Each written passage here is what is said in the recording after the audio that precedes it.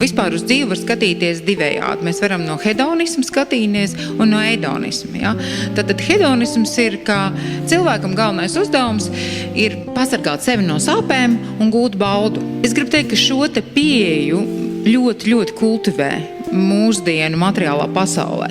Jo caur to hedonismu tu vari dabūt ļoti labu patērētāju, kurš tev visu laiku pērk, grib. Savukārt, ja tu skaties uz priekšu caur edonisko pieeju, tad tu saproti, ka pasaulē nav tikai bauda, un sāpes viņas būs vienmēr. Tu pieņem kā faktu to, ka sāpes būs, bet ka prieku tu gūsti ne tikai caur baudu, bet caur pašrealizāciju. Un tā pašrealizācija ir svarīga, jo caur pašrealizāciju tu gūsti vērtību. Tas rada daudz lielāku prieku un ilgstošāku prieku. Tad tu kļūsti pavisam cita līmeņa cilvēks. Ja mēs iemācītos materiālajā pasaulē pievirzieties prom no tā hedonisma,